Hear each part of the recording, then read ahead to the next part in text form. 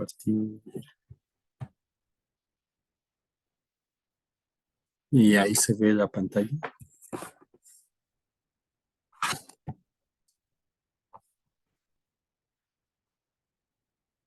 Sí, ok. Bueno, entonces, la vez pasada habíamos definido lo que era un vector tangente. Entonces, ahora, bueno, y vimos que en cada punto de R2 teníamos una copia exacta de ese R2 y era la razón por la cual los puntos y los vectores eran la misma cosa en el plano, ¿cierto? Y entonces con las operaciones que definimos de suma y producto por escalar, eso hacían que cada espacio tangente Rn en general fuera un espacio vectorial isomorfo a Rn. Entonces se les quedó como un ejercicio demostrar que efectivamente son isomorfos. Y bueno, si no lo pueden hacer mediante la definición, el jueves la ayudante lo hará con ustedes probablemente. Eh, entonces, lo que seguiría es definir lo que es un campo vectorial. Entonces, voy a poner la definición. Si no mal recuerdo, era la número 5 porque habíamos definido espacio tangente, ¿cierto? Creo que era la 1.1.4. ¿Sí o no? Sí, sí, sí definí eso ayer o no. Ah, sí, ok. Entonces, vamos a decir que un campo vectorial, vamos a llamarlo B, en el espacio Rn, va a ser una función que asigna a cada punto de Rn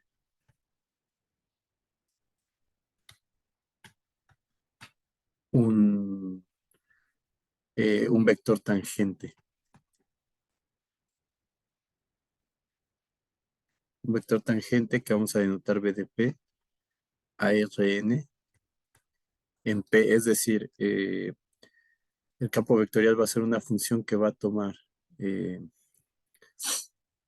que a cada punto de Rn le va a asociar un vector tangente a Rn, es decir, cada punto le asocia un Vp. Y donde ese Vp, como lo estamos definiendo, sería la función B evaluada en el punto P, y eso va a ser justamente ese vector tangente, pero digamos en general es una función que depende de ese punto. Entonces, lo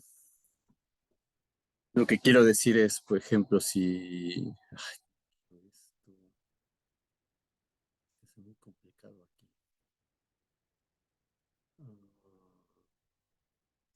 Está siendo grabada, creo que sí. Ah, aquí está. Entonces, en términos geométricos, ¿qué estamos diciendo? Pues que, por ejemplo, si tenemos el espacio R2 y queremos pintar un campo vectorial en R2, entonces tengo el espacio R2.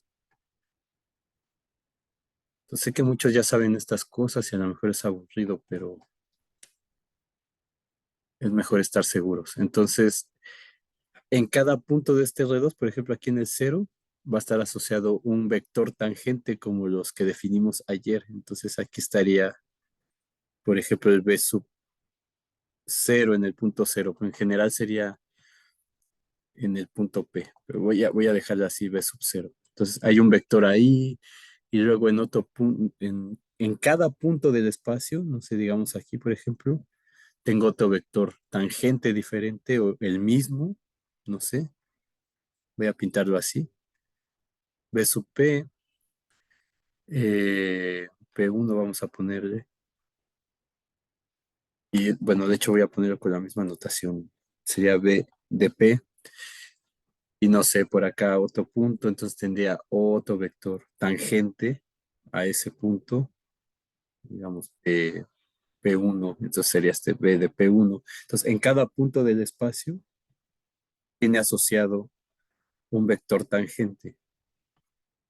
Aquí no puedo pintar todos los vectores tangentes en cada punto del espacio, pero eso sería un campo vectorial. Entonces, es una función. Un campo vectorial va a ser una función que a cada punto de Rn le va a asignar un vector tangente, es decir, a cada punto de Rn le va a asignar un elemento del espacio vectorial que es isomorfo a Rn, es decir, eh, ese vector tangente como lo hemos definido anteriormente, ¿se entiende? Sí, Ok, entonces, ahora, en pocas palabras, el campo vectorial es una colección de flechas o es una función que a cada punto le asocia, a cada punto del espacio le asocia una flecha. Ahora, vamos a decir que el campo vectorial es suave, y esa palabra suavidad tiene que ver con la derivada. Entonces, vamos a decir que es suave si es posible encontrar curvas, que eso va a ser toda la clave de todo lo que vamos a ver después. Encontrar curvas eh, en una variedad como la definimos ayer de manera intuitiva, tales que eh, todos los vectores del campo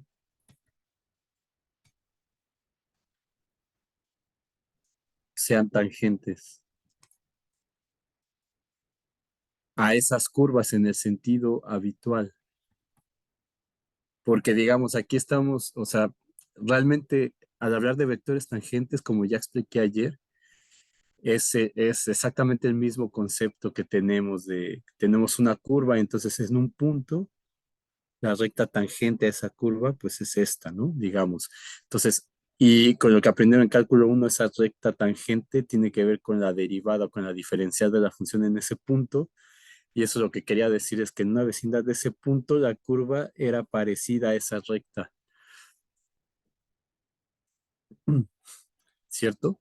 Entonces, el vector tangente, pues es el vector que está anclado en ese punto de la curva, que en el espacio Rn se ve exactamente como el mismo porque es el mismo espacio, es globalmente plano, como ya expliqué ayer. Entonces, lo que quiero decir aquí es que, bueno, y estas curvas, esas curvas se llaman curvas integrales, curvas integrales del campo vectorial. Y si ya llevaron ecuaciones diferenciales, recordarán que para encontrar esas curvas integrales de un campo vectorial hay que resolver una ecuación diferencial, ¿cierto? Entonces, lo que quiero decir es, digamos que tenemos un campo así de flechitas, que digamos, por ejemplo, hace esto, vamos a decir así, y no sé, otro por acá. Bueno, ahí déjenme hacer un poco menos, digamos, supongas que tenemos un campo vectorial con flechas que van como así. Y no sé, aquí, y luego otra, por ejemplo, y no sé que vaya como así, y luego que haga como que esto, a ver si me queda. Entonces, nosotros tenemos un campo vectorial en R2, por ejemplo, que se ve así. Digo, no lo estoy pintando todo, pero entonces lo que dice esto es que ese campo vectorial va a ser suave o diferenciable, que es como un sinónimo diferenciable, es decir, no tiene picos, no tiene nada de eso. Si se pueden encontrar curvas en R2 tales que estos vectores sean tangentes a esa curva, entonces aquí sería como tener una curva así, digamos. Entonces, si pueden encontrar esa curva, esas curvas que es de manera que esos vectores sean tangentes a esa curva. Entonces, tenemos, bueno, aquí me falla el dibujo, pero entonces diremos que ese campo vectorial es suave y esas curvas van a ser las curvas integrales de ese campo vectorial. Entonces, no es objetivo de este curso aprender a calcular curvas integrales o el espacio tangente, sí, eso lo vamos a calcular cuando veamos las funciones de Rn en R. Pero este tipo de cosas no. Pero nada más es como para que vayan viendo que cosas que son un poco más avanzadas ya se pueden entender eh, teniendo el conocimiento de cálculo, de los 4 cursos de cálculo, por eso es tan importante y por eso son 4 cursos. Sí, de acuerdo. Entonces, el conjunto de campos vectoriales los vamos a denotar así con esta letra, como con una X. Entonces vamos a decir X de Rn, así. Eso va a ser el conjunto de campos vectoriales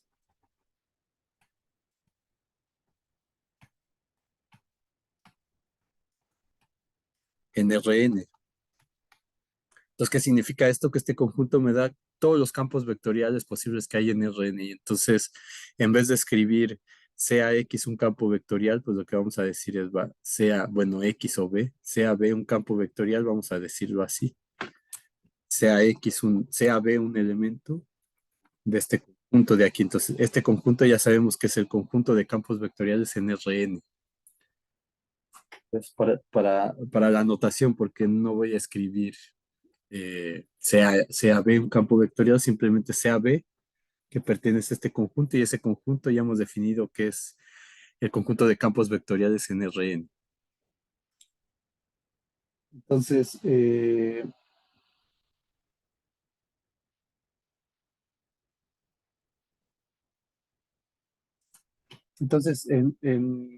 pocas palabras, un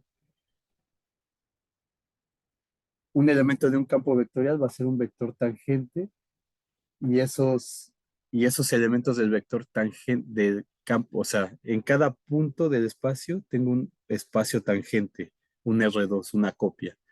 Y entonces, cada elemento del campo vectorial va a ser un elemento de ese espacio tangente. Entonces, a eso se le llama una sección de las tangente de ese TM que habíamos visto ayer. Pero les digo, esto nada más es lenguaje, pero realmente no les voy a preguntar esto en la tarea examen o esas cosas. Muy bien, entonces vamos a tener un álgebra natural para campos vectoriales, evidentemente. Entonces, para ello vamos a recordar cómo se suman funciones. Pues para sumar funciones, o sea, si tenemos dos funciones f y g que van de R en R, entonces digamos una función f por aquí y teníamos una función, no sé, por ejemplo, g acá. Entonces, ¿cómo sumábamos esas funciones? Pues lo hacíamos punto por punto, ¿verdad? Pues digamos, aquí está el espacio R2, tenemos dos funciones de R en R, la función f, la función g. Y entonces es posible sumar las dos funciones si vamos sumando sus valores punto a punto. Por ejemplo, aquí el f de p, que sería esta altura, y este sería el g de p, esta altura de aquí. Entonces, para obtener el elemento de la función suma, pues sumamos estos dos puntos y nos daría algo por acá. Y ese sería el f más g en p, ¿cierto? Y eso lo vamos haciendo con cada punto de la curva, digamos, intuitivamente para sumar las dos funciones. Y eso nos va a dar lo que sea acá, la función suma de esa función. Entonces, esta misma idea de sumar funciones se puede aplicar para sumar campos vectoriales. Entonces, en cada punto P, o sea, ¿qué es lo que tenemos? Voy a pintar dos campos vectoriales. En cada punto P del espacio, si tengo dos campos vectoriales, voy a tener dos vectores, ¿cierto? Entonces, uno va a pertenecer al campo W y el otro va a pertenecer al campo B, digamos. Entonces, tengo dos campos vectoriales en cada punto del espacio voy a tener vectores tangentes que pertenecen a ese campo vectorial. Entonces, por aquí así. Sí se entiende la idea? Entonces, ¿cómo voy a obtener el campo vectorial suma? Ah, pues lo que voy a hacer es, me voy a fijar en cada punto como hacíamos con las funciones, por ejemplo, aquí en el punto P, y lo que voy a hacer es sumar esos dos vectores que están en el mismo espacio vectorial, que es el de espacio tangente al punto P en Rn, digamos, ¿no? Aquí no sé, P2, P3, entonces aquí estaría TP2 en Rn y este sería TP3 en Rn y así en cada punto. Entonces, en cada punto puedo sumar los vectores porque estos dos están en el mismo espacio vectorial. No puedo sumar uno de aquí con uno de acá porque pertenecen a espacios vectoriales diferentes. Entonces, estos dos, uno lo que hace es, como hace en el origen con la regla del paralelogramo, suma los vectores y obtiene el campo W más B evaluado en el punto P y eso se hace en cada punto, ¿sí? Entonces, en cada punto hago lo mismo y entonces encuentro el campo vectorial que es el campo vectorial suma de esos dos, ¿sí? Que sería esta nueva flecha que pinté aquí. Podemos poner de otro color, si lo prefieren. ¿Sí? ¿De acuerdo? Entonces, ¿cómo quito esto? Mm,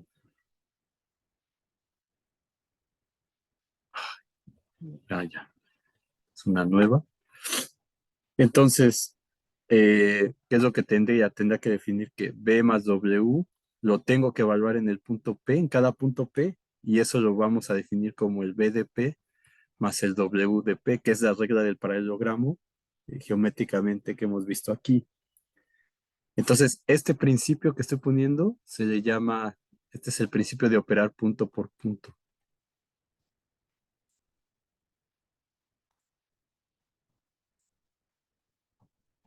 que es muy útil en geometría diferencial. Entonces, lo que dice este principio es, si cierta operación puede hacerse con los valores de dos funciones, si cierta operación puede hacerse con o en los valores, en los valores de dos funciones en cada punto, entonces la operación puede extenderse.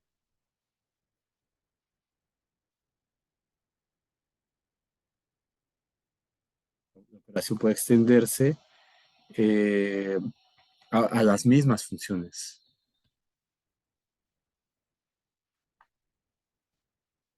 simplemente aplicando sus valores en cada punto.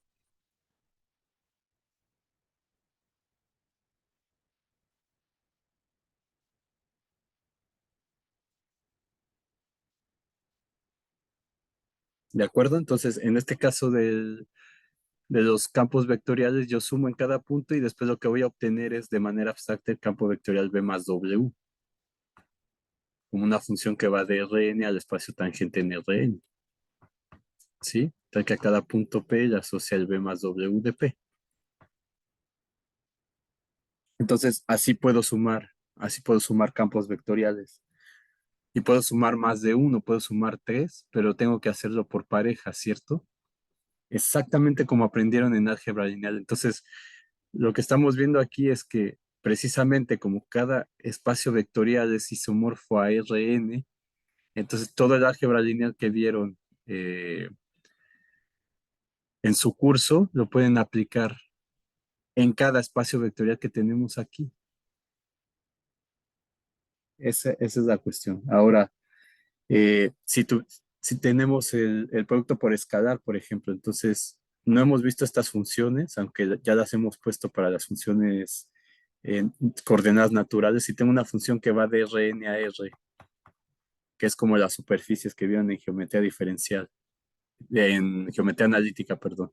Entonces aquí es R2, entonces sería esa función que toma el XY y eso me lo manda f de XY igual a Z, en el caso de que n sea 2, por ejemplo. Entonces, esta función lo que hace es que toma n coordenadas, o sea, en general sería tomar f de x1, x2, o como ya hemos puesto con los puntos P1, P2, pero ya vemos que se puede usar la X, ¿se acuerdan? Porque son las funciones coordenadas. Entonces, bueno, voy a dejarlo así, x1, x2, hasta xn. Entonces, esto, una vez que lo evalúo aquí, me va a dar un número real, un número.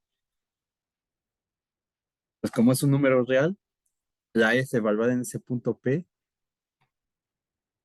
donde P es x1 hasta xn o p1 hasta pn, como le quieran poner, entonces puedo multiplicar de manera escalar por el vector, por el campo vectorial B. Y entonces eso, siguiendo el principio de operar punto por punto, sería evaluar en cada punto P y eso lo tenemos que definir de manera natural como la función evaluada en el punto P por el campo vectorial en P para toda P en Rn, ¿cierto? Entonces lo que estamos haciendo ahí es que en cada punto del espacio Rn yo tengo un campo vectorial B y además yo tengo una función, este sería Rn. Entonces, y además de eso yo tengo una función que va de Rn a R. Entonces, que para efectos es un número real que sería un escalar. Entonces, la función f de p está en R, es un número. Entonces, lo que hace es justamente agrandar el vector o hacerlo más pequeño o voltearlo. ¿Se acuerdan? El producto por escalar. Entonces, punto por punto lo puedo ir haciendo así y después obtendré la función f de b de manera general, como una función que va de Rn al espacio tangente a Rn, un nuevo campo vectorial. Profesor, una duda. ¿Y eso solo Sí, se aplica si la función es lineal o solo con que la operación se pueda hacer en cada ¿cuál punto? esta función f? Ajá. O Sí, sea, esa cuando función hablamos f, de del producto por escalar y de las sumas, ¿es solo para funciones lineales o con que se pueda hacer punto por punto? ¿O es lo mismo?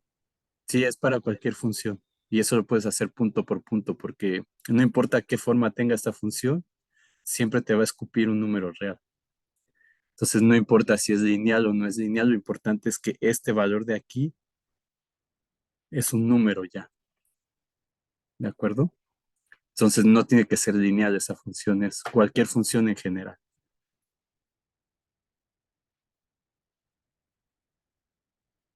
Gracias.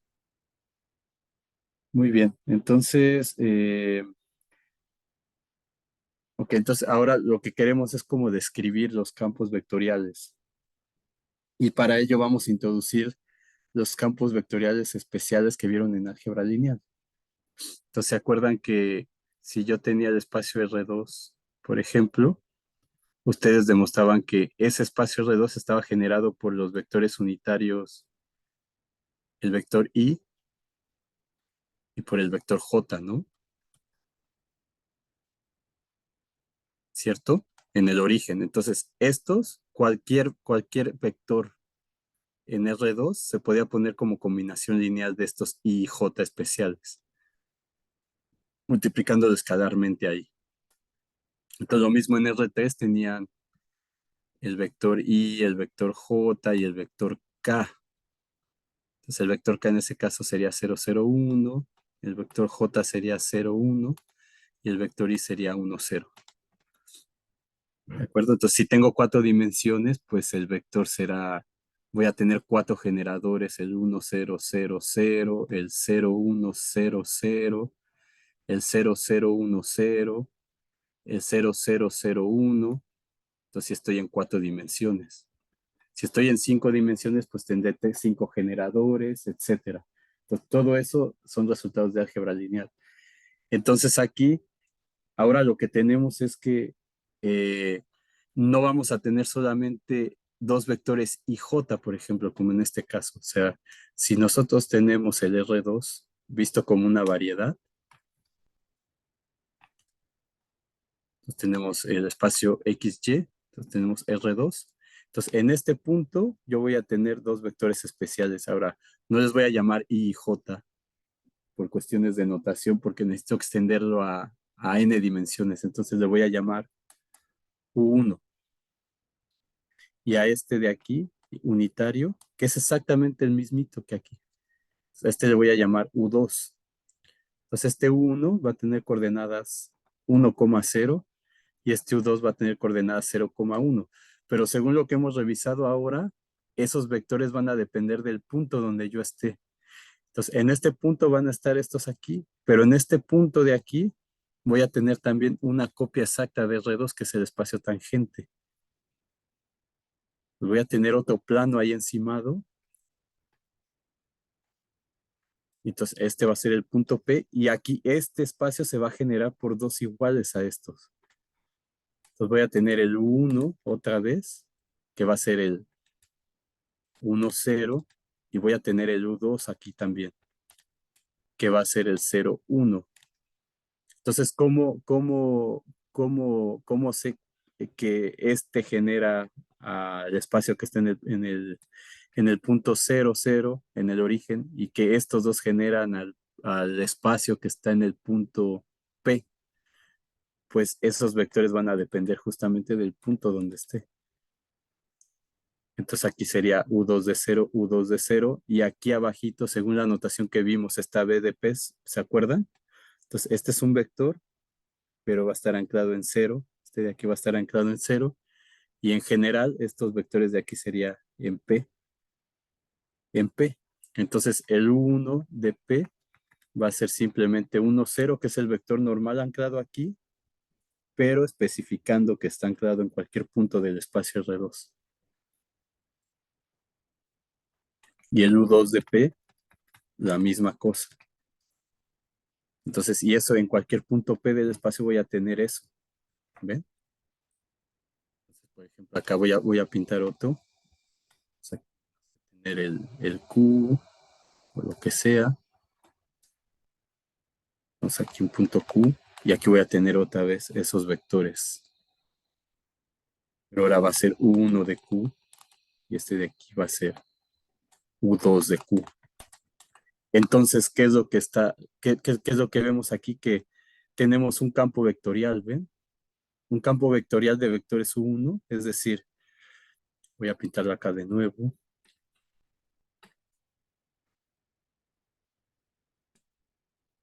Entonces, tengo el espacio R2 otra vez. Tengo el espacio R2. Y entonces lo que tengo es un campo vectorial de vectorcitos así en cada punto. Digo, no voy a poner en todos los puntos porque si no se encima y no se va a ver bien, pero en cada punto voy a tener un vector unitario, ¿ven? En cada punto de R2, en todos los puntos de R2, en todos. Entonces voy a tener un campo vectorial que se va a ver así. Ahora, más adelante vamos a calcular quiénes son las curvas tangentes a este vector y vamos a ver que este campo se puede escribir como la parcial con respecto de x, por ejemplo. Pero eso necesitamos las funciones de Rn en R todavía. Pero aquí sí ven que genera un campo vectorial así, ¿no? Y tenemos otro campo vectorial que es vertical, que sería el U2.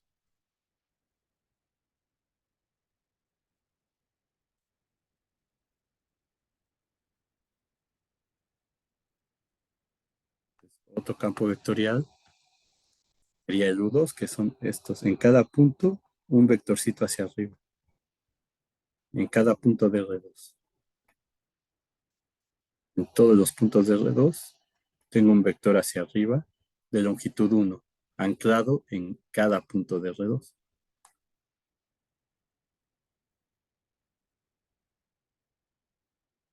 ¿Sí? ¿Se les queda claro eso?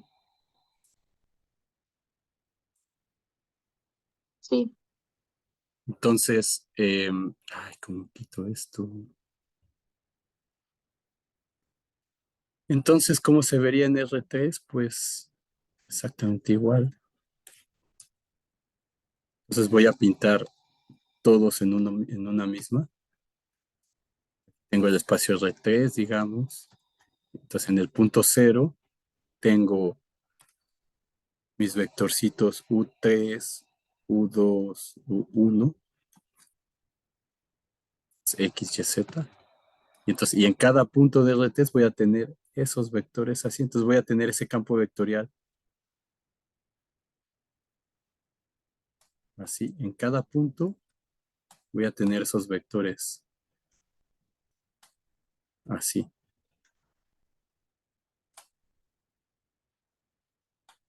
etcétera. ¿De acuerdo? Entonces, con eso, si ya lo entendimos bien, voy a definir, vamos a definir, o vamos a dar la siguiente definición. Entonces, vamos a decir, sean UI campos vectoriales de Rn. Entonces, ya sabemos que ese UI es una función que va de Rn al espacio tangente en Rn, en cada punto de Rn. Entonces, sean estos campos vectoriales de Rn tales que el UI de P es igual a 0, 1, 0, anclado en P, donde este lugar donde está el 1 es el diésimo, o la iésima posición. Entonces, ¿qué quiere decir eso? Que si tengo, bueno, y eso para toda I, desde 1 hasta N, y para toda P, para todo punto de Rn. Entonces, bueno, ahorita pongo qué significa eso. Y entonces a este UI se le llama el campo de sistemas de referencia o el campo natural, el campo de sistemas de referencia natural en RN. Eh,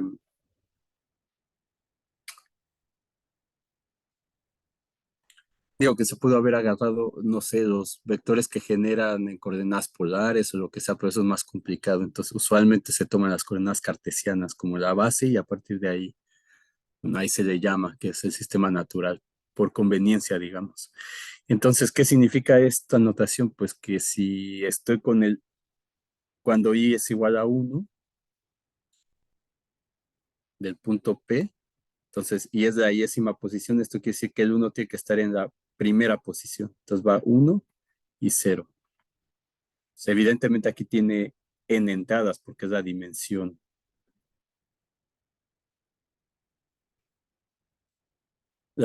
del Rn. ¿Sí? Si i vale 2, pues el 1 va a estar en la segunda y todo lo demás va a tener ceros.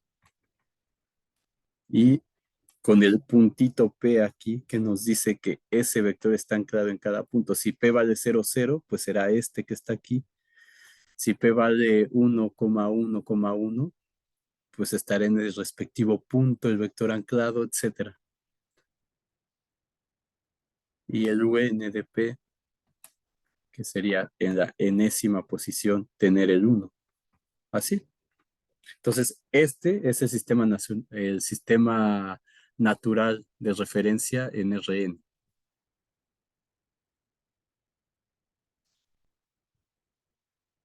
¿De acuerdo? Entonces, el UI, estos UIs, es el campo vectorial unitario en la dirección X, Y positiva. Entonces, ¿quién le voy a poner aquí?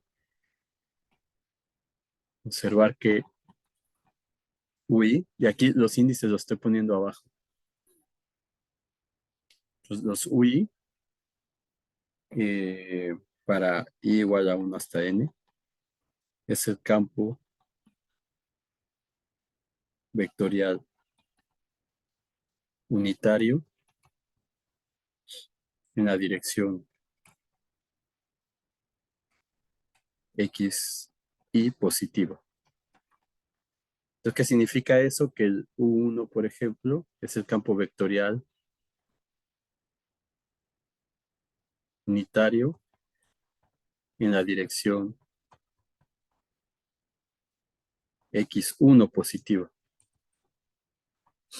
Entonces, bueno, aquí le puse X, Y, Z, pero digamos, este X sería el X1, este Y sería el X2 y este Z sería el X3 en la notación de X1 hasta Xn, digamos, ¿no? Entonces, el U2, pues sería el campo vectorial unitario en la dirección X2 y así sucesivamente. Muy bien. Entonces vamos a demostrar una pequeña proposición antes de empezar con la parte de curvas, que el objetivo de esta sección, de esta primera parte van a ser las ecuaciones de Frenet. Entonces justamente eh, todo esto es importante porque lo que vamos a ver es que cuando tengamos una curva en Rn, esa curva va a tener asociado un campo de sistemas de referencia especial. Entonces, que va a ser el triedro de Frenet. Entonces, eso va a hacer que la descripción de la curva sea más sencilla que describirlo en términos del sistema natural de referencia. Entonces, lo que vamos a tener es algo así sobre la curva que se va moviendo aparte. Entonces, no es como este, que si yo me muevo de punto a punto, es exactamente el mismo campo vectorial. Y aquí no, porque estos puntos de la curva son puntos de Rn también. Entonces, en cada punto de Rn, cada uno de estos vectores son vectores tangentes a Rn, pero van a ir cambiando de dirección, no van a ser como estos de aquí. Entonces, justamente eso se va ajustando a la forma de la curva y eso hace que la descripción sea más eh, elegante que hacerlo en términos de esto.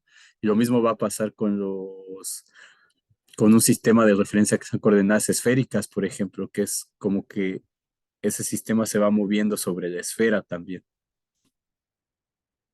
Entonces no es un campo vectorial constante como esto que está aquí. Bueno, entonces vamos a ver esa proposición. Vamos a ponerle proposición 1.1.1, que es la primera que vamos a ver. Entonces, si B es un campo vectorial en Rn, existen existen n únicas funciones reales B i que van de Rn a R, tales que B lo puedo escribir como combinación lineal de ese campo vector, de esos campos vectoriales especiales que acabamos de poner antes, que es algo que ya sabíamos. Entonces, las BI se llaman funciones, se llaman, o bueno, las BI son las funciones ordenadas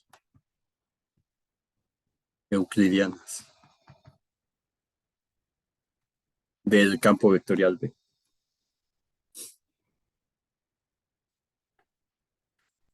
Entonces, esto no es más que lo que viene en álgebra lineal, que un vector B, por ejemplo, en R2 lo podríamos escribir como B1, así como lo ponían por el vector I más B2 por el vector J, como combinación lineal de este campo de sistema, de combinación lineal de estos vectores unitarios.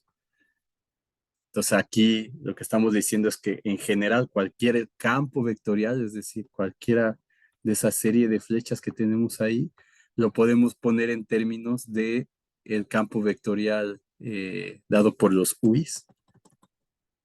Entonces, es decir, si yo tengo en el espacio R2 tengo este sistema de flechas, por ejemplo.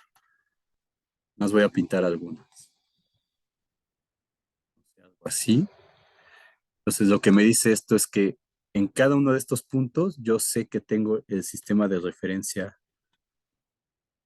U1, U2, que depende de P, del punto P donde esté, ¿cierto? Entonces, aquí tengo otro, y aquí tengo otro, y aquí tengo el mismo. Entonces, en cada punto tengo ese sistema de referencia,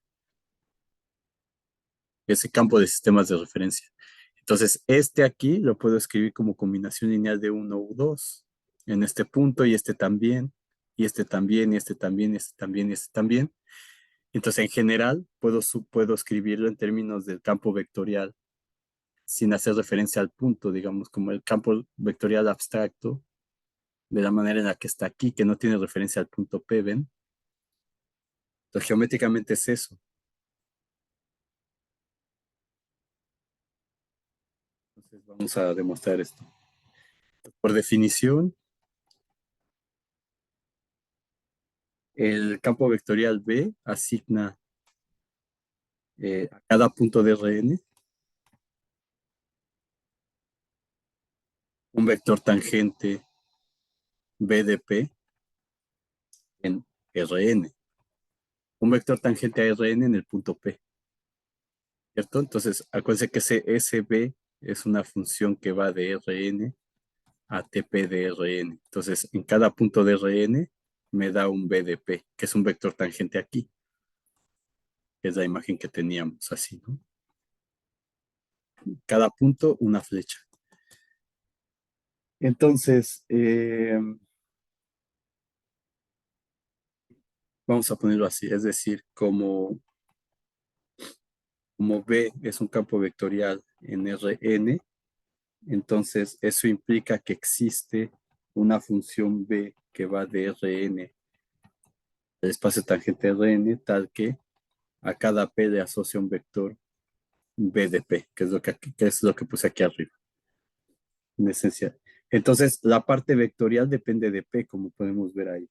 Entonces, B de P, en un punto, ese B de P lo puedo escribir en sus componentes como B1 de P,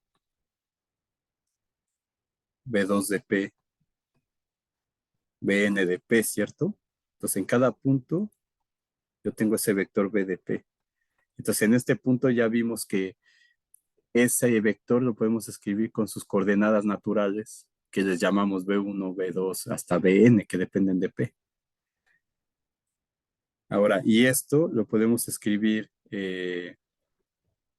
como B1 de P por el vector 1, 0, 0 sub P más B2 de P por 0, 1, 0, 0 de P más Bn de P por 0, perdón, 0, 0, 1 de P.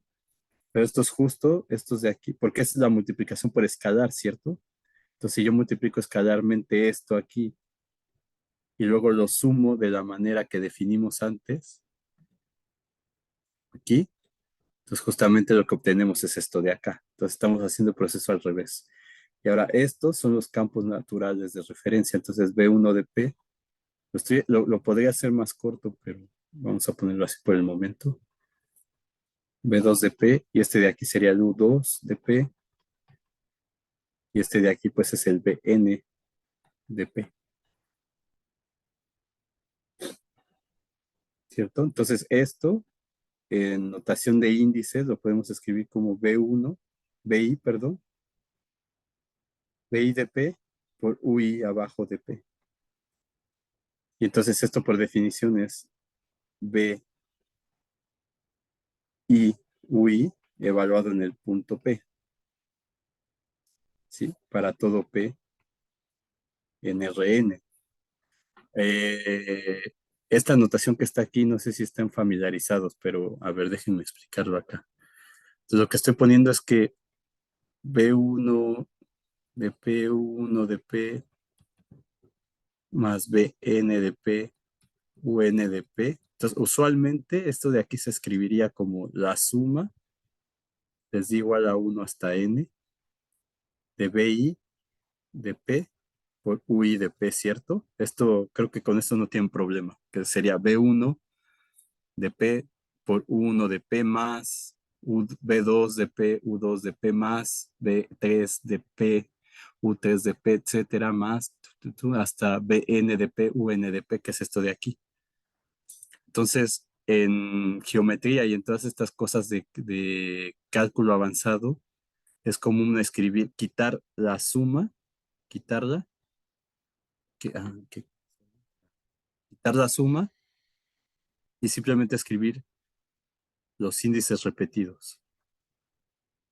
Entonces, cuando ustedes vean esto, por eso empecé poniendo los índices arriba para las coordenadas aquí, porque justamente cuando ustedes ven un índice arriba con un índice abajo, que es el mismo, eso quiere decir que se están sumando, es decir, que hay una suma ahí.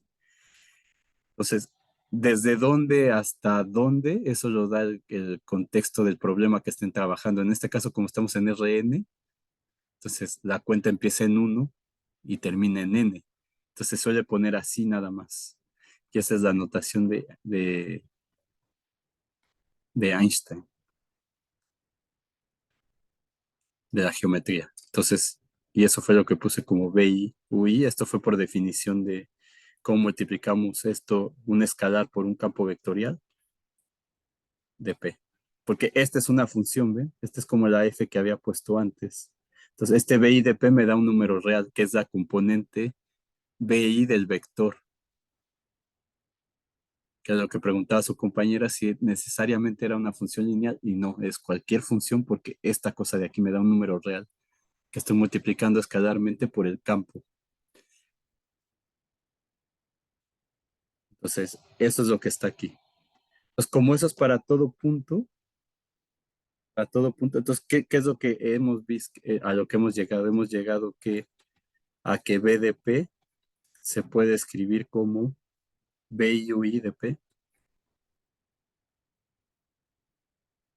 para todo P en Rn. Entonces, como es para todo P en Rn, es el principio de operar punto por punto. Esto significa que B es BI por UI.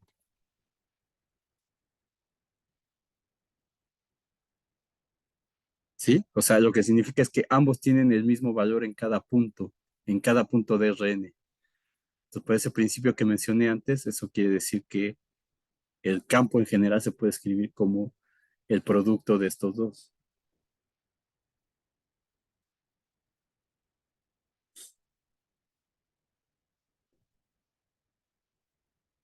Sí, hasta ahí vamos bien. Sí, Sí, Bueno, sí, sí, todo bien.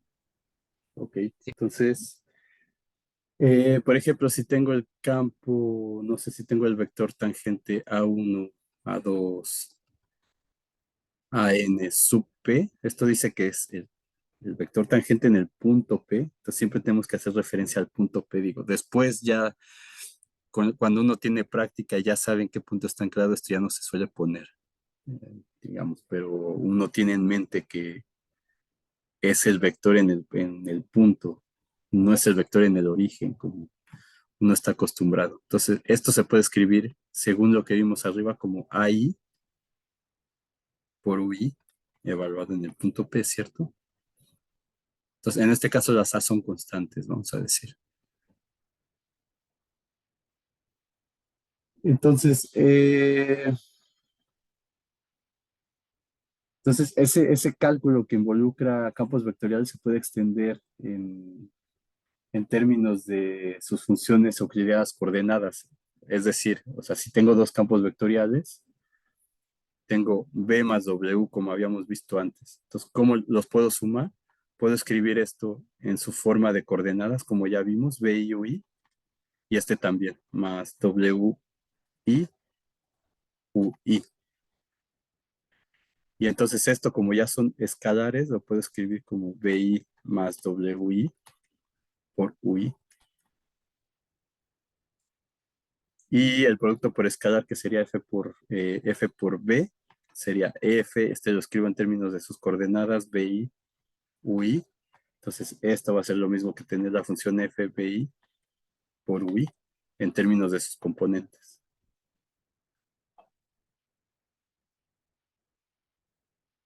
Y bueno, vamos a decir que un campo vectorial es diferenciable si sus componentes son diferenciables. Pero eso necesitamos ver qué significa diferenciabilidad para funciones de RN en R. Entonces, vamos a dejar así las cosas hasta aquí por el momento. Entonces voy a poner algunos ejemplos para que los vean para que el ayudante los resuelva y entiendan, bueno, que quede claro bien esto que hemos visto hasta ahora.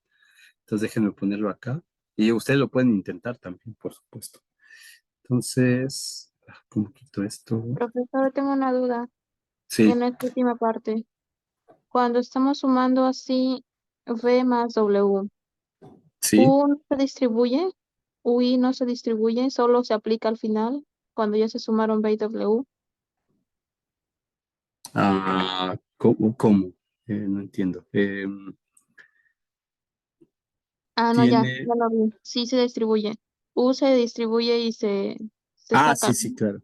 Sí, claro, Gracias. al revés. Por ejemplo, si es multiplicar por el UI, porque cada uno de sí. Ok, bueno. Entonces, los ejercicios van a ser. Bueno, no los voy a ver yo porque no me da tiempo, pero voy a ponerlos aquí. Vamos a decir sea B, vector menos 2, 1 - 1 y W 0, 1,3. Entonces, eh, en un punto arbitrario de R3, exprese 3BP menos 2WP como combinación lineal.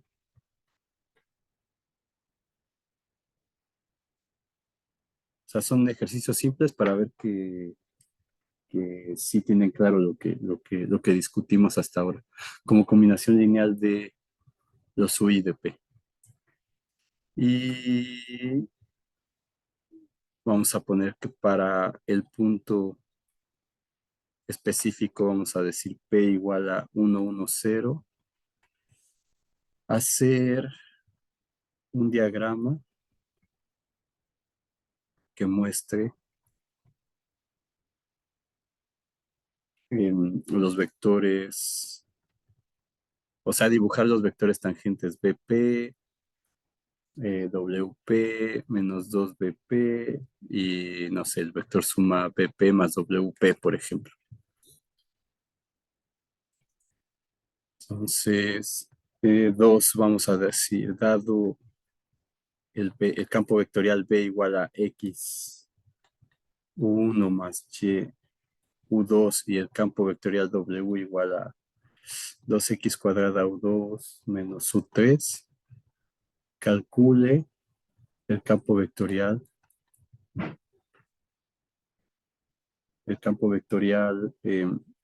W menos XB y encuentre su valor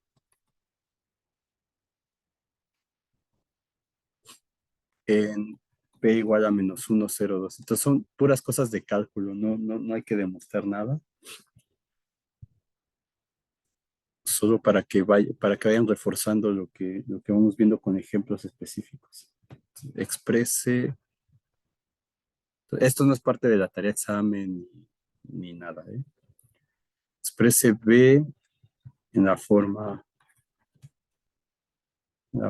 BI, UI. Entonces, para que ves, vamos a poner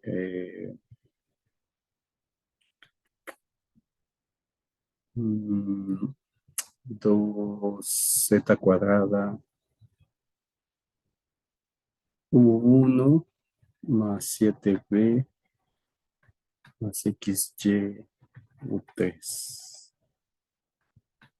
Y aquí sea b de p igual a P1, P3 menos P1, 0 para todo P y B igual a 2XU1 más YU2 menos XU1 menos Y cuadrada U3. Esto lo tengo que checar porque no me acuerdo si.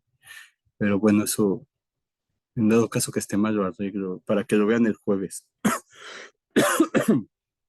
Mm, número 4, poner si B es el campo y cuadrada U1 menos, ¿qué era? X cuadrada U3, y vamos a dar otro W como X cuadrada U1 menos Z U2, encuentre funciones f y g, tales que fb más gw se puede expresar en términos de U2 y U3, y solo de esos dos, o sea, vamos a poner aquí solamente. O sea, solamente, se puede expresar solamente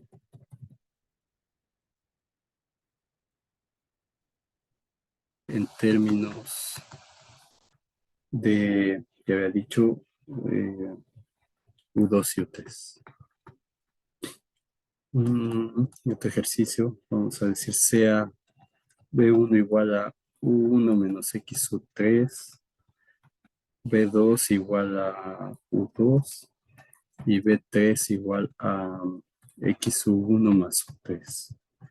Entonces, demuestre que,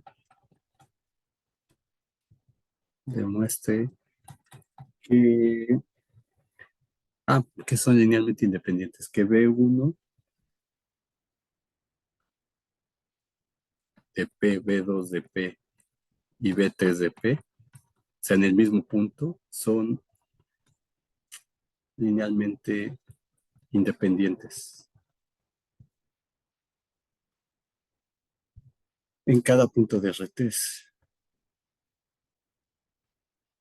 Y ya por último vamos a poner exprese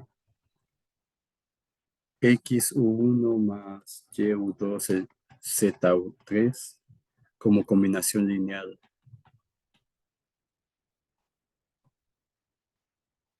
o combinación lineal de B1, B2, B3. Entonces creo que con eso ya quedará más reforzado lo que acabamos de ver aquí. Entonces, en principio esto lo podrían hacer de manera simple si entendieron todo lo que hemos visto hasta ahorita y si no, no se angustien tampoco. Con la, con la ayudante pueden ver eso. De hecho, voy a decirle que resuelva esto en clase. ¿Sí está bien? Sí. Sí. Entonces, yo de todas maneras esto lo subo en el PDF. Entonces, si no lo alcanzan a anotar o lo pueden anotar después, como quieran, no se preocupen, ahí lo voy a poner. Bueno, entonces vamos a empezar con el tema 1.2, que van a ser curvas en RN. Curvas en RN. Entonces, el objetivo aquí va a ser definir lo que significa la derivada para una curva en RN. Y ya en base a eso, después vamos a ver propiedades de esa derivada y eh, para terminar con las ecuaciones de Frenet. Entonces hay algunas cosas que puse en el temario que creo que mejor las vamos a ver después, como las formas diferenciales. Entonces creo que no es necesario verlas ahora, al momento, sino un poco más adelante. No sé, aún tengo que pensar, pero por el momento las curvas en R. Entonces tenemos que definir qué es una curva. Entonces, como ya sabemos, muchas curvas pueden obtenerse como la imagen de una función de R en R2, ¿cierto? Como, como las rectas. Entonces, si tenemos una recta, vamos a llamarle R,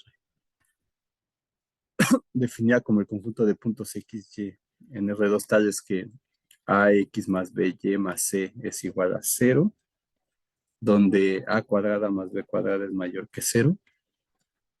Entonces, en este caso, el hecho de que a cuadrada más b cuadrada sea mayor que 0, eso implica que a es distinto de 0 o el b es distinto de 0 al menos. Entonces, al menos uno de esos dos es distinto de 0.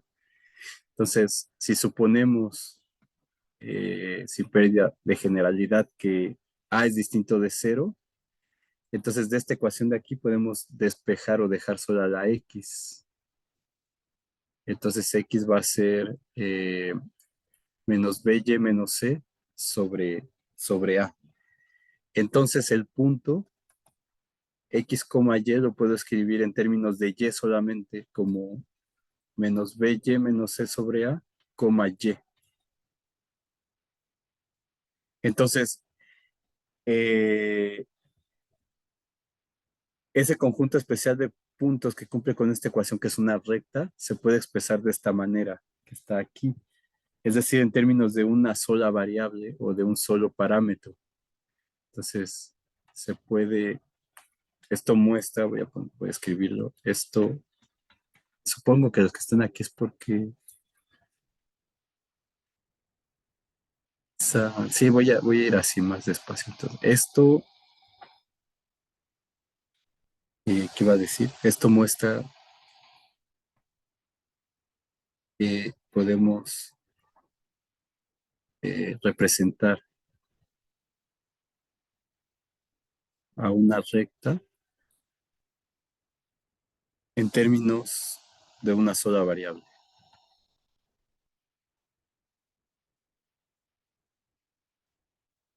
que le vamos a llamar un parámetro. Un parámetro.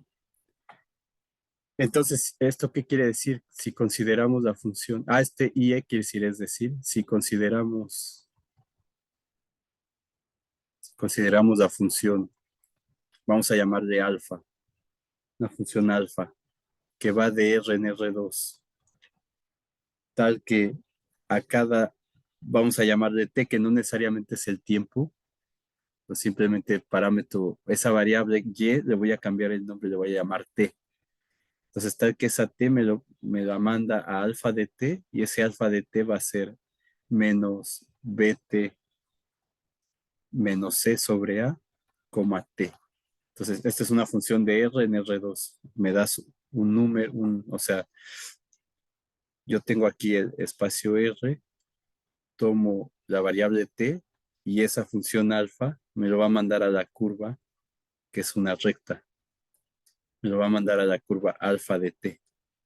¿Sí? Entonces, es una función que va de R a R2, en particular a este subconjunto de R2 que es una recta. ¿De acuerdo?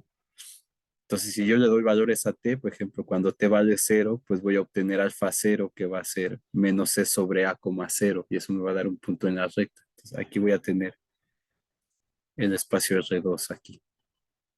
¿De acuerdo? Entonces, y esta cosa es, se le va a llamar una parametrización de la curva. Pero podemos ver que esta ecuación justamente cumple la ecuación que está aquí. Entonces, si yo pongo a por x más b por y más c, eso es igual a este a cancela este y me queda menos bt menos c más bt más c, y eso es justamente igual a 0, ¿ven? Entonces, cumple la ecuación de la recta. Entonces, es una forma diferente de representar a la recta dada por esta ecuación cartesiana. Entonces, pero en vez de eso, dada por un parámetro. Ahora, en este caso, ese parámetro, geométricamente, ¿qué significa? Pues realmente es la coordenada y de la recta, pero muchas veces esos parámetros van de acuerdo al problema que se tenga, como vamos a ver más adelante, el problema de ¿cómo se llama esta curvita?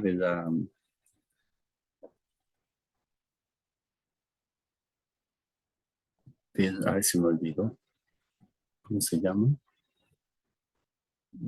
Aquí vamos a ver la actriz, ¿no? ¿Cómo se llama? que se ven, la cicloide. Entonces, cuando parametricemos la cicloide, que es un ejemplo tradicional en estas cosas, vamos a ver que ese parámetro que está aquí tiene que ver con algo geométrico de cómo se está construyendo la curva. Entonces, pero en este caso, este tipo de parametrización siempre la vamos a poder hacer. Entonces, lo que quería que vieran es que esta recta que está representada por esta ecuación cartesiana, como vieron en geometría analítica o en álgebra lineal, se puede representar también por una función de estas que estamos estudiando ahora, una función que va de R a R2.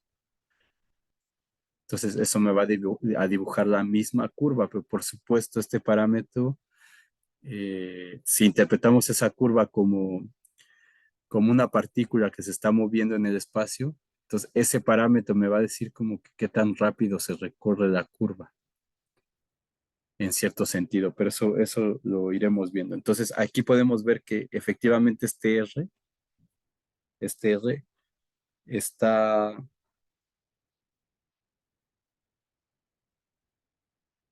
con esto que está aquí, a ver, déjenme lo pongo. Entonces, con eso que está ahí, lo que tenemos es que la curva alfa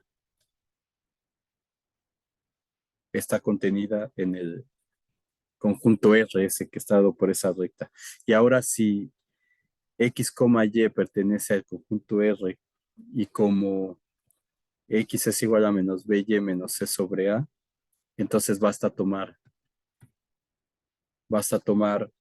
el parámetro T igual a Y para que se cumpla,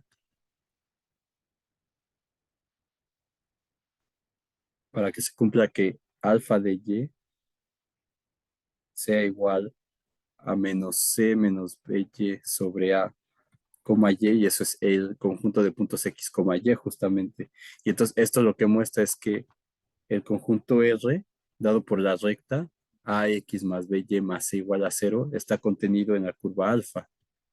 Entonces, si tenemos esta doble contención, lo que significa esto es que ese conjunto, esa recta es justamente eh, la curva alfa.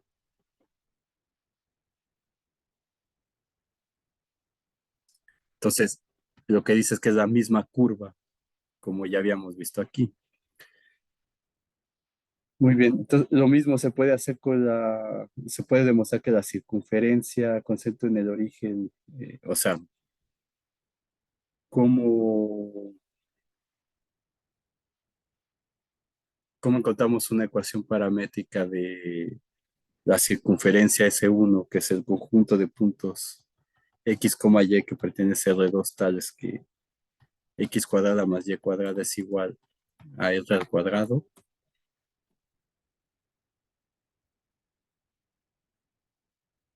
Que de hecho, todo esto lo vieron en geometría analítica, me parece. O sea, que es la circunferencia con centro en el origen y radio R mayor que cero. Entonces, evidentemente, está de más, pero lo pongo. El radio es positivo. Y entonces, esta curva de aquí se puede obtener.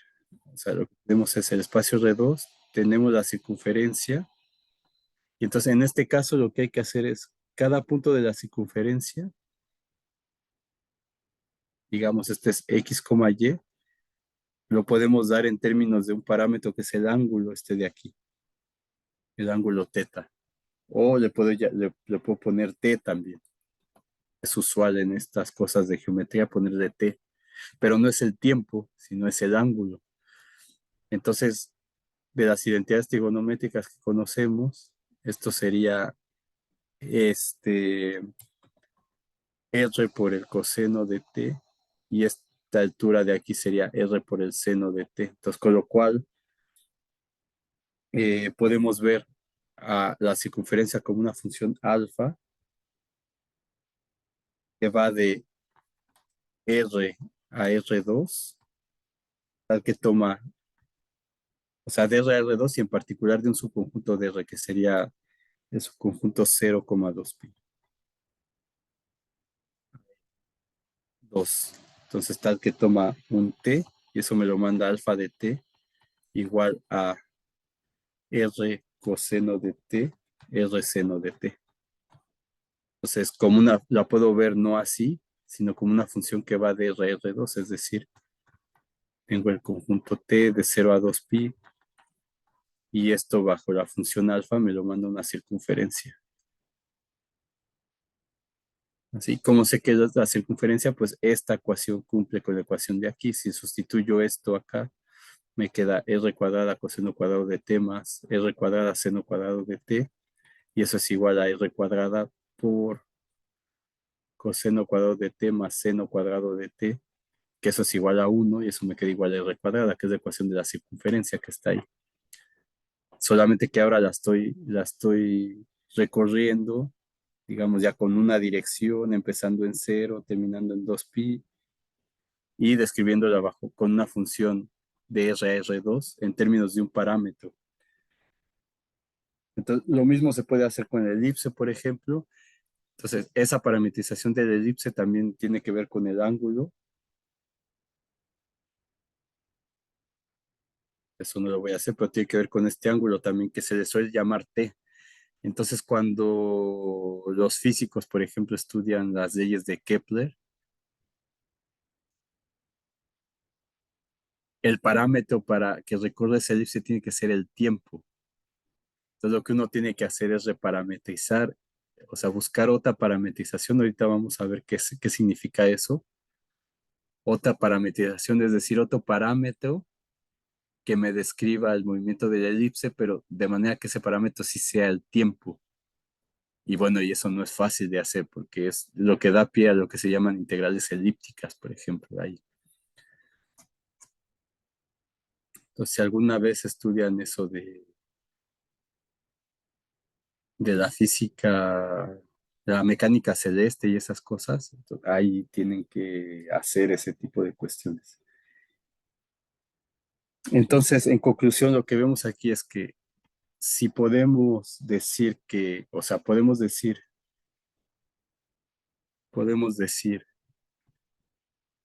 que si una curva C está contenida en Rn, es tal que coincide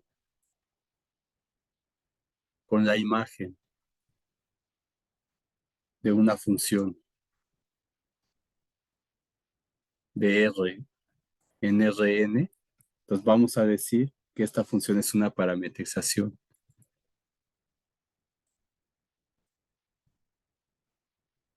Es una parametrización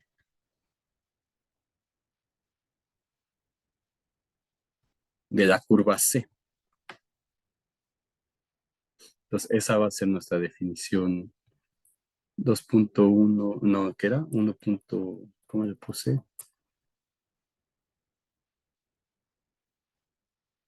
Le puse a este tema a 1.2. Entonces sería la definición 1.2.1. Entonces vamos a decir sea C un conjunto de Rn es tal que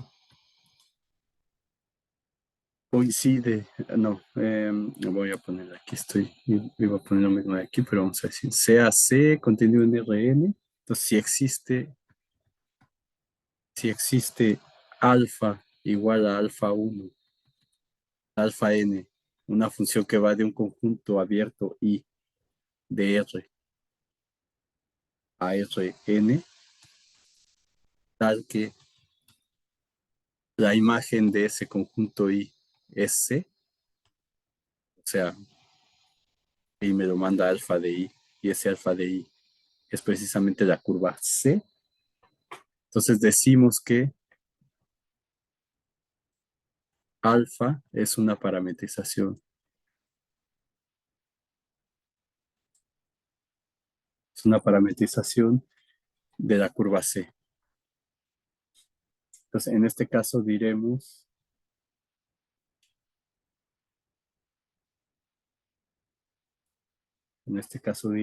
que las identidades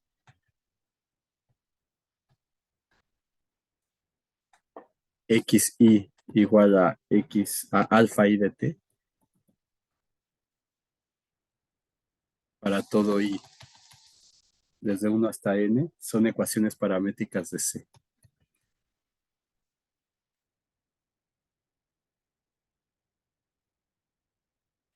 de la curva C. Entonces, en el caso de la circunferencia que teníamos ahí, no sé qué. En este caso, ven, este de aquí sería X y este de aquí sería Y. Entonces, y evidentemente, pues esto es la parametrización alfa 1 como alfa 2. Entonces, en este caso, X, como aparece aquí, X1, esta cosa, X1, que en este caso sería X, sería igual a R coseno de T. Y X2, que sería la Y, R seno de T. Y eso es lo mismo que alfa 1 de T, alfa 2 de T. Entonces, estas son las ecuaciones paramétricas de la circunferencia. Y lo mismo pasa con lo que teníamos acá con la recta. Entonces, este es X, este es Y, pero esto también es alfa 1 y esto también es alfa 2. Entonces, las ecuaciones paramétricas son alfa 1 de T o X de T igual a menos BT menos C sobre A y alfa 2 de T es igual a T, que es el X de T o el Y de T. ¿Sí? Y aquí pues es desde 1 hasta n porque estamos viendo las curvas en Rn en general, no solamente en R2 o en R3. Entonces, si notan a alfa, hasta este punto alfa no se le pide ninguna propiedad.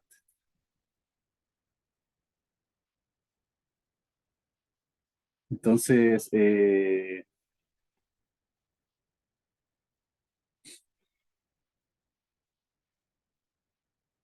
solamente que cumpla con estas condiciones de aquí. Entonces, al momento no se le pide que alfa sea diferenciable o que cumpla con cierta cuestión. Ahora, hay problemas o cosas que se pueden atacar aquí, que es, por ejemplo, preguntarse qué sucede o qué subconjuntos de Rn tienen una parametrización que sea continua, por ejemplo, porque aquí no estoy pidiendo continuidad, pero puedo preguntarme eh, qué subconjuntos de Rn tienen una parametrización continua. Entonces, ese problema es un problema complicado y a lo mejor algunos de ustedes han escuchado al respecto. Tiene que ver con las curvas de Peano. Entonces, eso no lo vamos a ver aquí. Eso es parte de otros cursos, pero solo se los menciono. Entonces, lo que vamos a ver solamente es qué propiedades vamos a pedir a esas curvas para poder hacer cálculo y que nos ayuden en el problema general que vamos a ver después para funciones de Rn en Rm. Bueno, vamos a ver, no sé, Profesor, entonces alfa es una un parametrización que ejemplo. es el Bueno, de punto hecho ya lo vimos, que sea de la recta. Entonces, ejemplo. Vamos a poner una recta en el espacio R2.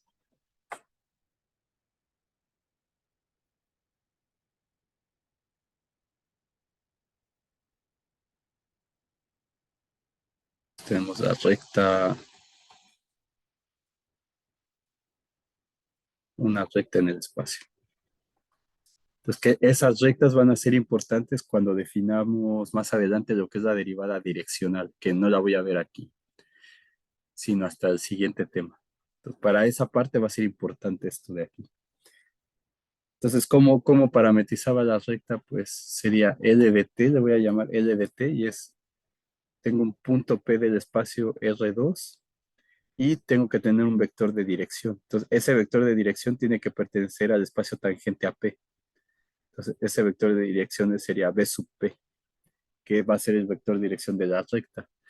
Entonces, la recta simplemente es el punto P más el vector de dirección, extendido y acortado para que me dé toda la recta precisamente donde T pertenece a él, ¿cierto? Entonces, las coordenadas de este punto sería P1, P2, P3, y de B de P sería B1, B2 y B3 de P. Entonces, donde ese BP se pide que sea distinto del vector cero.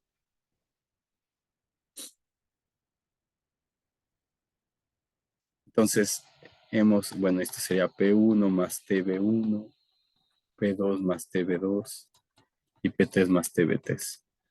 Entonces aquí realmente poner este P está como de más porque ya está aquí, digamos, la información del punto que está, eh, digamos, anclado, porque se acuerdan que para dibujar el vector BDP, ¿qué tenían que hacer? Tenían que empezar en P y terminar en P más B, ¿se acuerdan? En P más B. Y justamente esto está en P, o sea, empiezas en P y terminas en P más B, pero aquí en este caso B multiplicado por T para que te dé todos los posibles vectorcitos. Entonces realmente en esta cuestión de aquí, este P está como de más, pero digamos, habría que ponerlo para ser enteramente formal, pero se entiende lo que estoy diciendo, ¿no? Entonces, esta L es una función que va de R a R3 en este caso, pero de hecho se puede poner en Rn, la recta en Rn, sin poner el XY, simplemente una recta así, en Rn, en fin, en R, bueno, aquí lo puse en R3, vamos a poner XY, Z. Esta me manda el T a L de T y ese L de T está dado por esto de aquí, que se puede escribir P más T veces B simplemente. Pero este B es el vector tangente que está anclado aquí. Y justamente es la forma de dibujar el vector tangente y es lo que me da toda la recta ahí. Bueno, entonces, ahora vamos a definir lo que va a ser una curva para nosotros. Definición 1.2.2. Vamos a decir que una curva en Rn va a ser es una función diferenciable, aunque aún no sabemos qué significa eso, pero allá para eso vamos. Entonces, bueno, no sé, quizás sea mejor escribir esta definición después.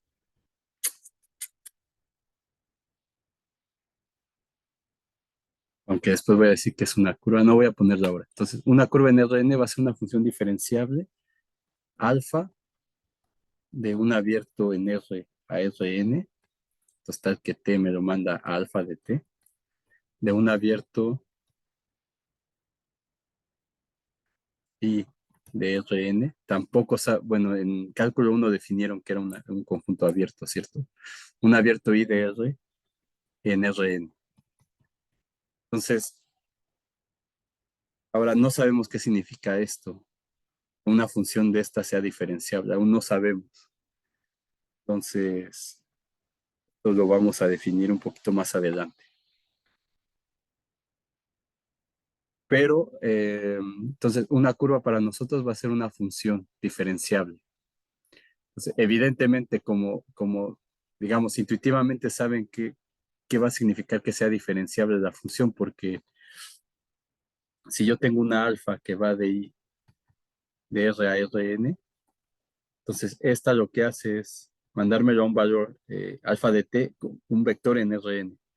Entonces esto pues va a ser alfa 1 de t, alfa 2 de t, alfa n de t, ¿cierto? Y esto va a estar anclado en dónde, en el punto alfa de t, sobre la curva. Entonces voy a tener una curva, cada punto de estos sería alfa de t para cada t, y cada uno de estos puntos está en Rn. Entonces, y en esos puntos, en ese punto me da, no, pero no es vector tangente, perdón, simplemente va así. Entonces, alfa de t es este punto de aquí.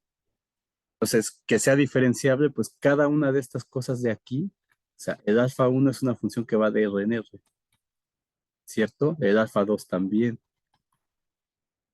Y en general, el alfa n también va a ser una función que va de R en Rn, bueno, de I, su conjunto de R a Rn, ¿cierto? Pero estas ya sé lo que significa que sean diferenciables, pues son funciones de RNR que ya estudiaron en cálculo uno. Entonces, que esta función sea diferenciable va a significar que cada una de estas coordenadas sea diferenciable en el sentido de funciones de RNR, algo así, pero eso lo vamos a ver formalmente, pero intuitivamente es eso, o sea, que cada una de estas cosas sea una función diferenciable. Entonces, si eso pasa, esa alfa para nosotros va a ser una curva.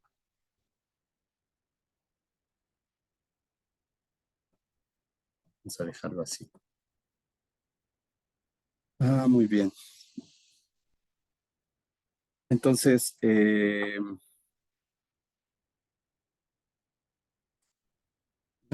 esta definición, voy a borrar eso de diferenciable. Ah, no se puede. Um, entonces voy a escribir lo que había puesto. Entonces tenemos que alfa, o sea, lo que tengo aquí, o sea, alfa de i, es conjunto de RNRN, lo que hace es mandar t a alfa de t, y ese alfa de t tiene componentes alfa 1 hasta alfa n de t. Entonces, para toda t en i. Entonces, las alfa i son las funciones coordenadas euclidianas según lo que definimos antes. Son las funciones coordenadas euclidianas de alfa. Entonces podemos escribir a la curva alfa simplemente como, sin el parámetro t, como alfa 1, alfa 2, hasta alfa n.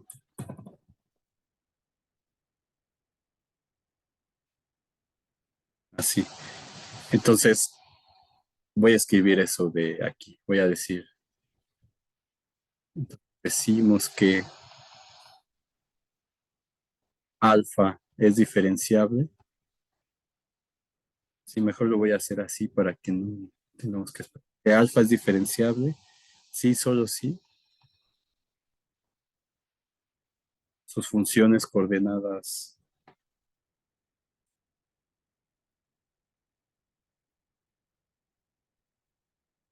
alfa i de i contenido en RN, AR, perdón, para todo i desde 1 hasta n,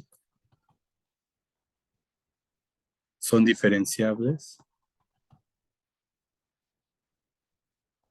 en el sentido del cálculo de una variable.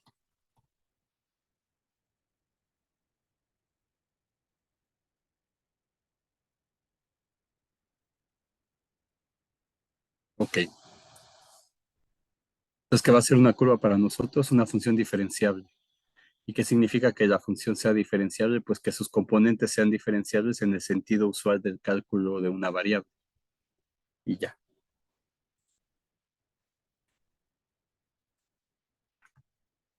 ¿Sí? ¿Hasta aquí alguna pregunta, duda?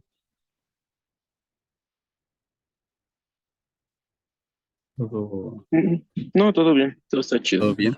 Todo Ok. claro, si damos aquí cuando tengamos una cosa con picos, entonces lo vamos a excluir de curvas, ¿verdad? Ah, eso, sí, a eso vamos, a eso vamos. Sí, A eso vamos, sí, porque no va a gracias. pasar como en cálculo uno que, por ejemplo, el valor absoluto tenía un piquito y entonces en ese piquito la derivada no existía, ¿cierto? O sea, no era derivable.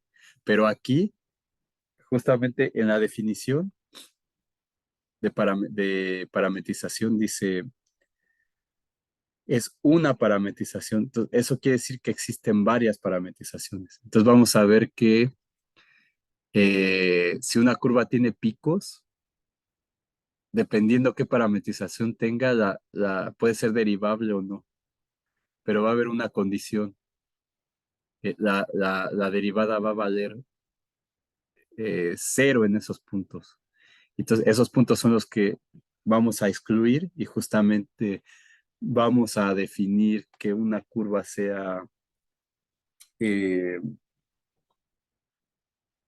que no tenga picos cuando la derivada no sea cero. Entonces a eso vamos, sí, justamente. Muy bien, entonces como mencioné, en esa definición dice una, es decir, pueden haber muchas parametrizaciones de una curva. Entonces, lo que significa que podemos construir en cierto sentido curvas, nuevas curvas a partir de una curva conocida, que sigan la misma ruta, digamos, que tengan, por ejemplo, que tenga la circunferencia, pero una parametrización va a hacer que yo recorra esta circunferencia más lento o más rápido, o... pero la partícula va a seguir la misma ruta. Entonces van a ver, existen en general muchas parametrizaciones de la misma curva. Entonces, eso es lo que vamos a definir antes de ver lo anterior que mencionó su compañero. Entonces, definición 1.2.3, vamos a decir sea alfa una curva en Rn, una curva, que ya sabemos lo que significa eso ahora, una curva. Entonces, si tenemos una función, si h es una función que va de j a i, es una función diferenciable de R en R.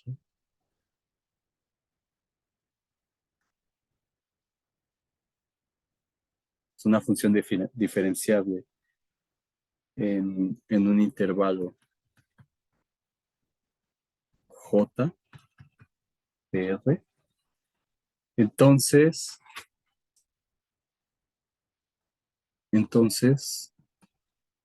la composición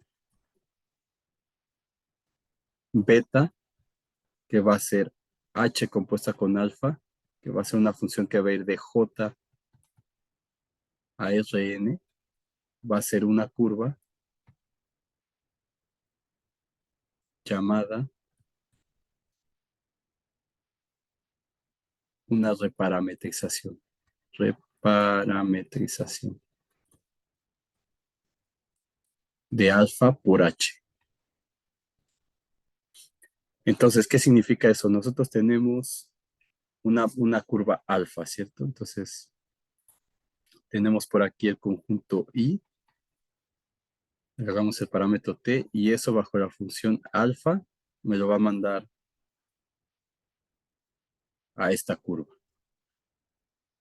Ahora, si yo tengo una función h que me mande un subconjunto de R que voy a llamar J a este subconjunto I, entonces mediante la composición, que sería alfa compuesta con h, una función que va a ir de J a la curva, entonces perdón, alfa compuesta con h, dije, no, h compuesta con alfa. Entonces, eso me va a dar la misma trayectoria, pero recorrida de manera distinta. Entonces, este punto de aquí sería beta de S, vamos a decir. Este parámetro sería S. Entonces, esto me lo manda a la curva de aquí, donde beta de S, ¿quién va a ser? Pues es la composición de H con alfa en S. Eso sería alfa de H de S. Pero H de S es T.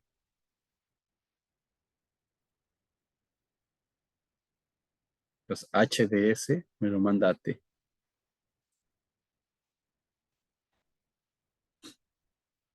En cierto sentido. Entonces, la curva es la misma trayectoria, pero la puedo recorrer de otra manera distinta con otro parámetro. Con este diagrama que está aquí es fácil de recordar eso. Entonces, ¿cómo hacen esos diagramas? Pues se fijan función que va de R en Rn. Entonces, de R a Rn, en este caso un subconjunto de Rn que es la curva, la función alfa. Y luego tengo una función h que va de J a I, de J a I. Y entonces, si yo compongo h con alfa, puedo ir de este conjunto J a la misma curva, de esa manera. Entonces, esa va a ser la reparametrización, una reparametrización de esa curva alfa que está ahí. Entonces, esa beta va a representar, o sea, si nosotros pensamos en la trayectoria como la trayectoria de una partícula que se está moviendo sobre esta curva, o sea, la trayectoria de una partícula que se mueve, entonces beta va a representar un viaje distinto, pero sobre la misma trayectoria. Entonces puede ser que aquí, que con la alfa sea con velocidad constante, por ejemplo. Y puede ser que con esta nueva reparametrización ahora vaya más rápido o vaya mucho más lento, o en unas partes vaya rápido y en otras lento, más rápido. Entonces, esta va a ser un viaje distinto sobre la misma ruta, ¿sí? Entonces, esa es una reparametrización. Vamos a ver un ejemplo. Quizá no dé tiempo, pero mañana empezaremos con eso de para ver lo que hay que pedir a la derivada para que no tenga picos, porque esas cosas no las vamos a tomar aquí. Entonces, por ejemplo, vamos a poner ejemplo, vamos a dar una hélice clásica. Alfa de t igual a coseno de t, a seno de t, bt, donde a es mayor que cero y b es distinto de cero. Y vamos a tomar a t entre, no sé, 0 y 4pi. Entonces, esta cosa de aquí es una hélice circular, ¿cierto? Entonces, si yo tomo b igual a 0, lo que tengo es la circunferencia en el plano. Entonces, voy a intentar dibujarla.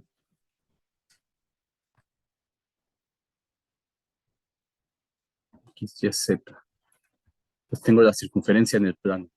Entonces, empiezo aquí en t igual a 0, por ejemplo, sería coseno de 0, seno de 0, 0. Y aquí sería 0. Entonces, sería el punto 0, A, 0, 0. Entonces, empezaría aquí. Entonces, si ahora es pi medios, por ejemplo, pi medios, aquí este se hace 0, este se hace A y este se hace B pi sobre 2. Entonces, como que va subiendo, conforme va avanzando, se va subiendo. Luego, como que algo así. Bueno, no exactamente, pero parecido, como si estuviera dentro de un cilindro de radio A, circular. Entonces, cuando da una vuelta, regresa aquí y es que estoy restringiendo a t de 0 a 4pi, entonces da hasta 2 vueltas, digamos. Entonces voy a borrar esto aquí. Entonces nada más sería ese pedacito, ese pedazo de curva. ¿Sí se ve? Es una hélice circular. Una hélice circular.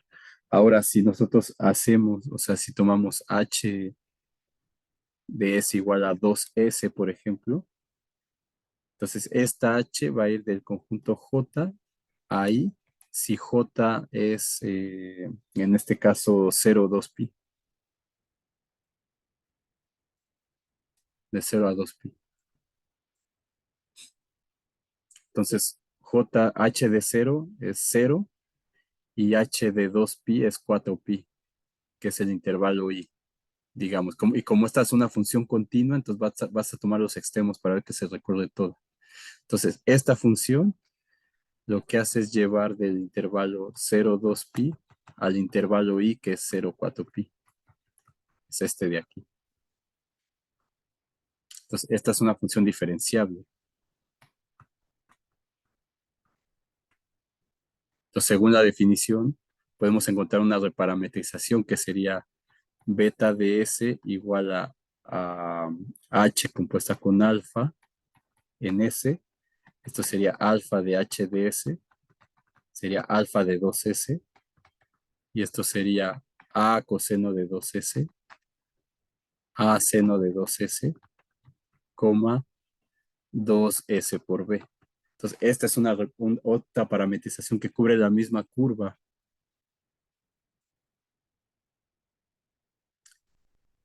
pero más rápido. Ahora va de 0 a 2pi. Entonces, cuando vale 0 está aquí, y cuando vale 2pi, a diferencia de acá, cuando t es 4pi, da toda la vuelta, aquí es en 2pi ya dio las 2 vueltas. ¿Se entiende? Entonces, esta beta recorre la misma curva, pero de manera distinta, más rápido que la alfa que tengo aquí, que es la misma trayectoria, pero recorrida más lento, digamos.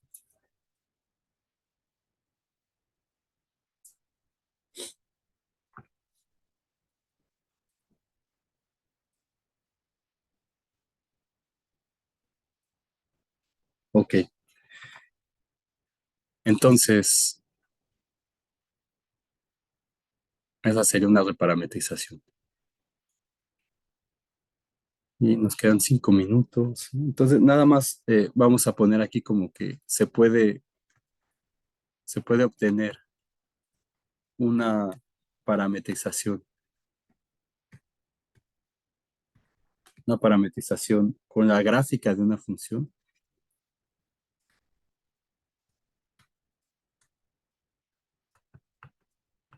de R en R. Entonces, si la función es una función que va de I de R en R, entonces la gráfica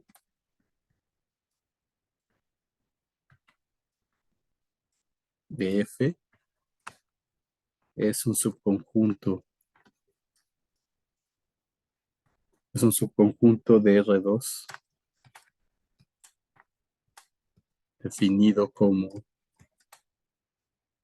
GF igual a XF de X en R2, tal que X pertenece al intervalo I. Esa es la gráfica. Entonces, con esto la función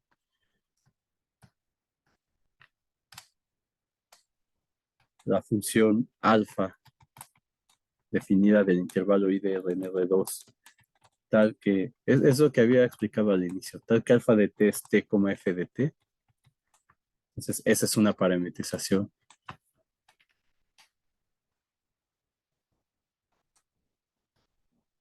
de GF. Entonces, siempre que conozcamos la función f de cualquier curva, inmediatamente vamos a poder hacer una parametrización de eso de esta manera.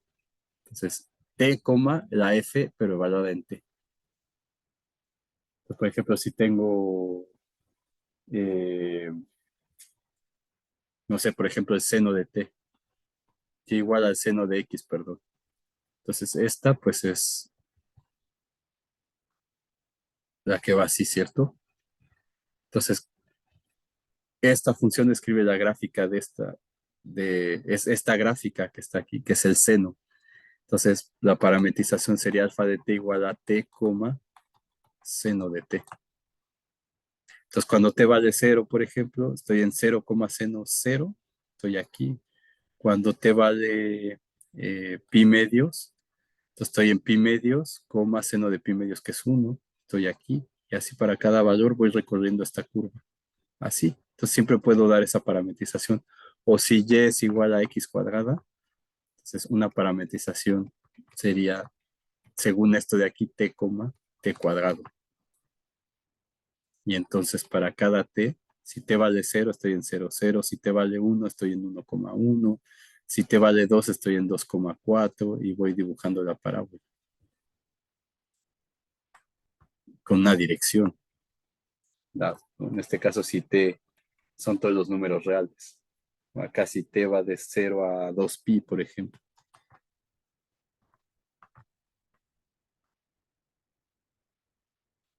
¿Sí? Entonces, lo que vamos a hacer mañana es solamente ver cómo parametrizar una cicloide, por ejemplo. Eso, o sea, con cualquier curva, teniendo las condiciones especiales de cómo se dibuja la curva, se puede encontrar una parametrización. No es un problema sencillo y tampoco es tema de este curso, encontrar parametrizaciones de curvas. Eso en geometría diferencial. Si lo llevan, ahí es donde van a verlo. Y lo principal es definir la derivada de una curva, de una función de R en Rn. Eso va a ser lo que haremos, lo que vamos a hacer mañana. Y espero poder subir la tarea para que vayan haciéndola también. No mañana, pero antes del sábado, yo creo. ¿Sí está bien? Sí, gracias. Entonces,